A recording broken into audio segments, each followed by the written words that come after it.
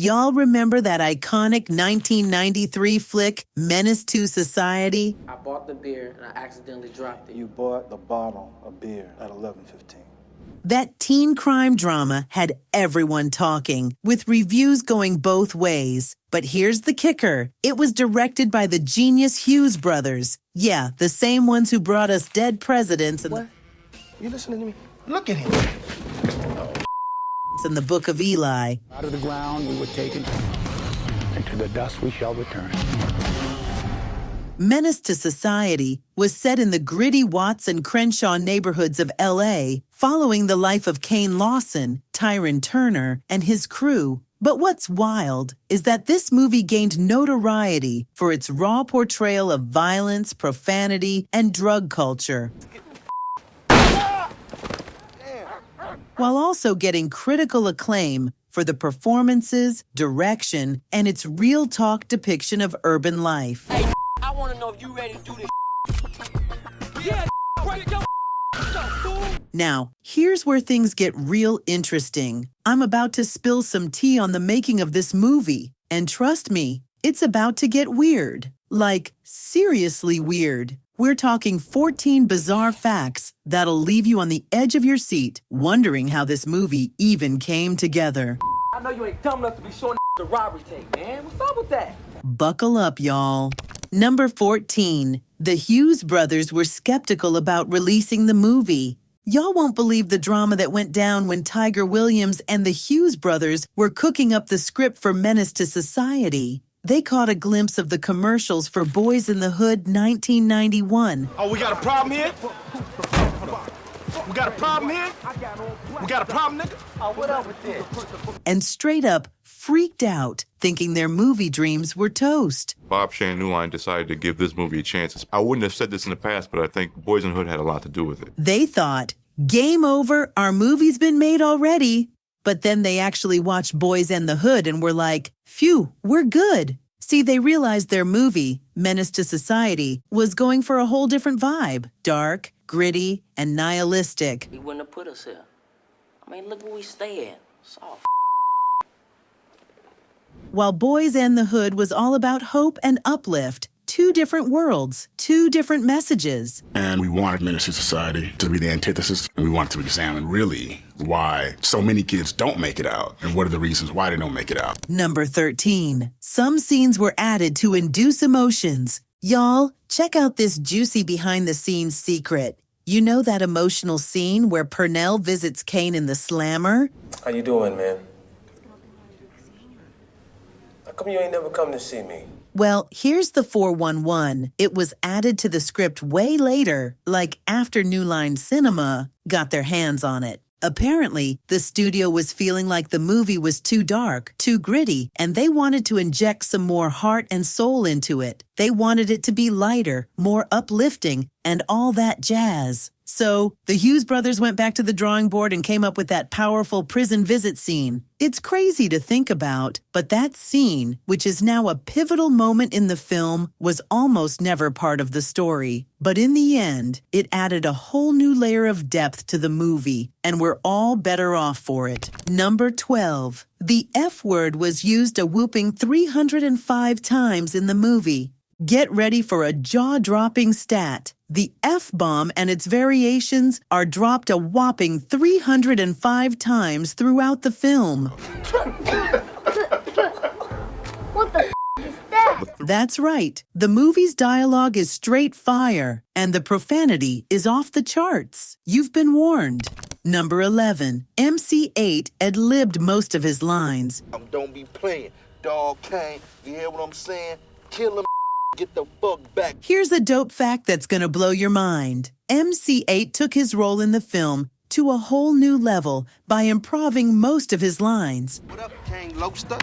What's up? What up, bud at, boo? He wanted to keep it real, keep it gangsta, and keep it authentic, so he drew from his own experiences to bring that gang life to the big screen. So just having that experience of growing up in the hood and being in situations, a lot of I was able to ad-lib. Think about it. When you're watching a movie about the streets, you want it to feel real, right? You want the actors to bring that fire, that passion, and that authenticity. And that's exactly what MC8 did. To the wax boy, could have did it much better. He poured his heart and soul into his role, and it shows. A lot of my words were not scripted. It was just natural feeling. And I think that is the reason why I was put in the movie. By ad-libbing most of his lines, MC8 was able to tap into his own experiences and bring a level of realism to the film that's hard to match. He wasn't just reciting lines from a script, he was living the role, breathing it, and bringing it to life in a way that's both powerful and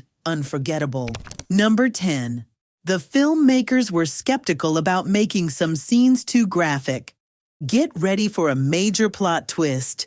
You know the iconic love scene between Kane and Ronnie? Hey, that's not cool. Well, it almost didn't go down like that. In the original cut of the movie, they just shared a kiss and then it just cut away. But when audiences saw it at test screenings, they were like, nah, that's not enough. They booed, and the filmmakers were like, okay, let's give them what they want. So they went back and shot a whole love scene during reshoots. But here's the thing. The Hughes brothers were low-key embarrassed about filming a sex scene. They didn't want to get too graphic, so they shot it in a way that made them feel comfortable. Talk about keeping it classy.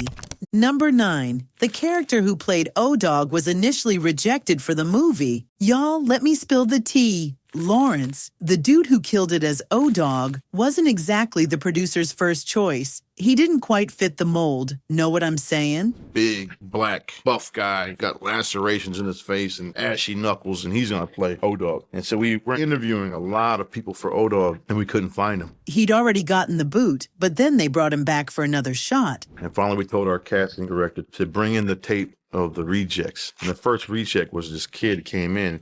And man, he crushed it. Turns out, Larenz might have had that squeaky clean Disney vibe going on.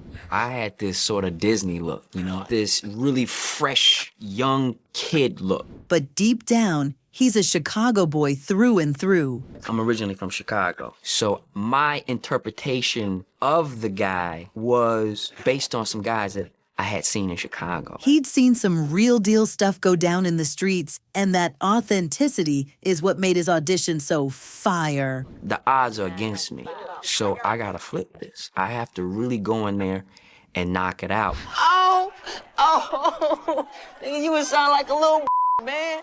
When he came back for round 2, he nailed it. His swag, his mannerisms, everything was on point. This kid was so spot on.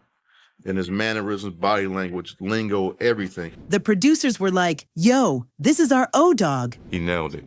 There's no way anybody else even come close to this. And the rest, as they say, is history. Said, this is yours. I didn't believe them, and I didn't think much of it until I got the call and they said that you landed the part. And this was my first film. I had never done a movie. Number 8. The initial script of the movie faced massive rejection. It's time to spill some tea about a pivotal moment in film history.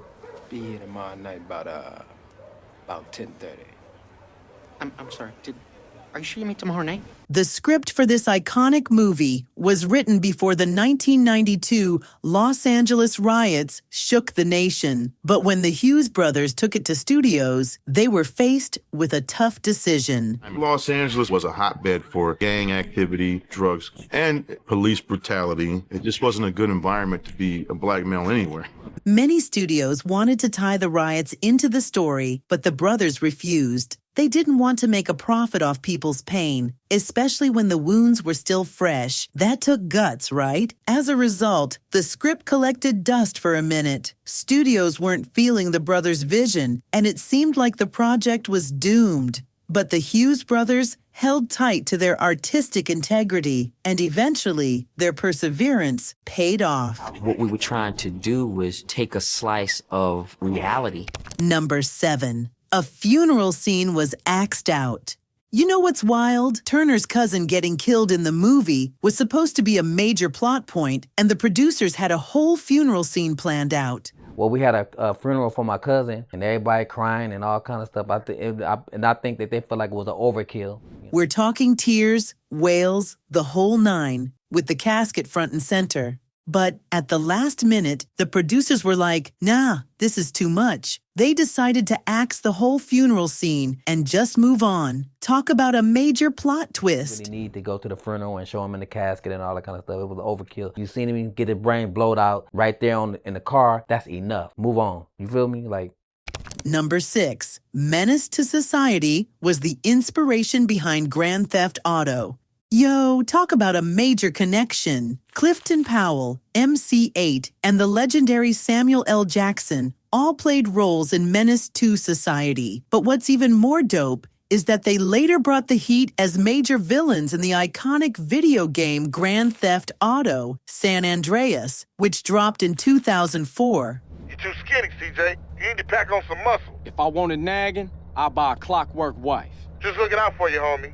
But here's the thing, Menace 2 Society was actually one of the main inspirations behind the game. That's right, the streets of Watts and the gritty world of Menace 2 Society helped shape the game's dark and intense vibe. Mind blown, right? Number 5, Tyron Turner had the face, but didn't have the acting chops. Y'all won't believe the tea. According to the producers, Tyron Turner was the clear frontrunner to play Kane. The dude's got that face, you feel me? Tyron Turner wasn't even a professional actor, but he had this look that I think everybody could kind of vicariously live through. We got a lot of resistance from New Line because he was a raw talent at the time. But allegedly, his acting skills were straight trash. The first rehearsal was a hot mess, a total train wreck. The first rehearsal was kind of a disaster. He wasn't ready, and everybody wondered, oh, wow, is this guy going to be able to do the part? But here's the plot twist. They brought in a coach to whip him into shape. But we got him a coach,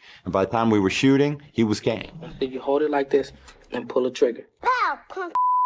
Talk about a comeback kid. Number 4, the movie almost gave a complete process on how to make crack. Y'all, gather round. I got a juicy secret that's about to blow your mind. So you know that intense scene in Menace 2 Society where Kane's whipping up some crack?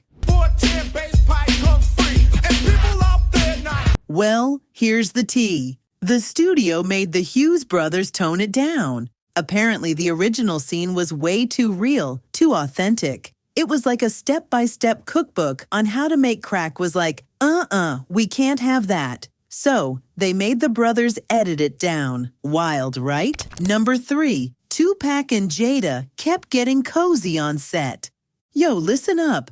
You might not know this, but Jada and Pac had a crazy playful vibe going on set. When I seen Tupac and Jada, they was wrestling. What you mean wrestling? Like homies, like you know how you wrestle your homeboy, like say Jada running and Tupac chase her and then he grab her and they wrestling like in a fun way. They'd been homies since high school, and their friendship was real deal. Now, from what I heard from a couple of people I interviewed, that her and Tupac, who had been friends from high school, were like... But here's the thing. They'd always get into these intense, playful wrestling matches. It was like they were trying to one-up each other, get comfy, and get in the zone. But let me tell you, it got next level uncomfortable. I mean, on the first day of filming, Pac and Jada went at it, and it was like a real-life action scene. Comes to rehearsals, and he sees Jada. I don't remember which one ran to who, but sees... Pac flipped Jada like a rag doll and caught her midair. The whole cast and crew were gasping, trying to figure out what was going on. The wind thing where the hair was blowing and they weren't tongue kissing, but it just was in a rapture of love. No one knows about Baltimore School of Arts or that no one knows that. No one knows they ever knew each other. So everyone there was just mystified at the... But here's the kicker. It was all love. They were just showing off their crazy chemistry, and it was hilarious. Only Pac and Jada could make a wrestling match look like a love fest. Number 2, Tupac got into serious legal trouble for assault. Get ready for some explosive tea. The story behind Tupac Shakur's role in the movie is about to get real. Pac was originally cast as Sharif, but things went left fast. See, Pac's character was supposed to make a major transformation, turning Muslim, and Pac wasn't having it. So he wanted them to write in the script why he turned Muslim. Show why. He'd show up on set, and every time they'd do table readings, Pac would blow up, asking why his character had to go through that change. You get me? Pac would always be, he would always have something to say during the read. We would never get through a reading without him stopping and wanting to voice his opinion about his character. The Hughes brothers weren't ready for that kind of drama, and it was clear Pac was going to be a problem. Coming every time we had a table read. Every time we would get there, I would just wait for it because I knew Pac wasn't even a part of the movie when we started shooting. Because after he disrupted so many table reads, they knew they wasn't finna with him. So they made the call. Pac was out, and Vontae was in. I never saw him at the movie set when we started shooting. They had already brought in Vontae. Pac felt played, thinking they never wanted him in the movie in the first place. And let's just say he had every right to be heated. And I think, like I said, he felt disrespected because he knew the Hughes brothers. He had worked with them on previous projects. An argument went down, and Pac dipped out, leaving the set for good. And so Tupac and Allen went outside. They did what they did. They chopped it up, and Tupac never came back in. So I said, okay, cool. Fire me from this $100,000 movie because I ain't gonna play no gangbanger who's a Muslim. There ain't no such thing.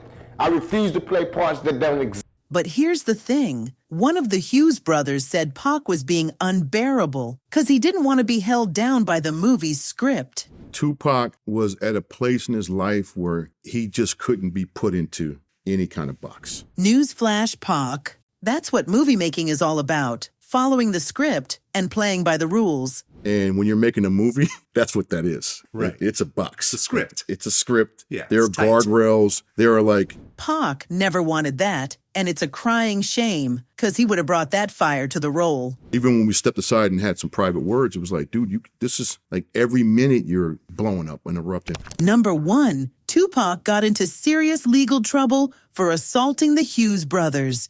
You thought the drama was over? Think again. Pac had just gotten the boot from the set, and things were already heated between him and the Hughes brothers. But then, Pac shows up in the music video for Trigger Gots No Heart by Spice One, chilling in the background with his homies. Ain't no good and I'm taking up a hobby. But here's where things take a wild turn. After filming, Pac rolls up to the set, greets some of the cast. We're filming the video. Tupac come up. I don't know if Allen was right there at the time, but he came up. He gave people dap on. And then dips out for a hot sec. Next thing you know, a whole crew of dudes storms the scene, and they're going at Allen Hughes, one of the directors. Allen getting beat by like 10 people. I hear... Was Tupac one of those 10? Yes. Tupac is right in the thick of it, and Albert Hughes, the other twin brother, is scrambling to get out of there. Albert, his brother, he left the scene. He went toward the freeway, a 101 freeway, exiting. So he ditched his twin brother. What? He fled. I heard was, next time you fire a man, everybody, over. The Hughes brothers had had enough, and Pac got hit with assault and battery charges. Hughes brothers ended up suing Tupac. Right. But Pac wasn't having it, and he actually bragged about the whole ordeal on Yo MTV Raps. Did it in a roundabout punk snitch way. So I caught them on the streets and beat they behind. You know what I'm saying? Okay, I was a menace to the Hughes brothers. Big mistake, because they played that tape at his trial, and Pac ended up getting sentenced to 15 days in the slammer. The same time in the lobby, and then Tupac was like, I'll beat your ass again, this thug life. And Johnny Cocker was like, Tupac, calm down, Tupac. Yeah. It's a straight up fact that Menace 2 Society was a box office smash, raking in a whopping $29.5 million worldwide. The movie was on fire, snagging award after award, including the coveted Best Movie Award. And it was nominated for even more, solidifying its spot as a cinematic masterpiece. But here's the thing. Despite all the wild and crazy facts surrounding the movie, it didn't stop it from being a huge success. Nah, it actually added to the hype, making Menace to Society the iconic film it is today. You ain't gotta be creeping. I don't know why you trying to act like you cleaning up. And get this, even Kanye West is a huge fan of the movie. In 2013, he revealed on the Bret Easton Ellis podcast that Menace to Society is one of his most watched favorite films of all time. The impact of this movie is still being felt, and it's truly sensational.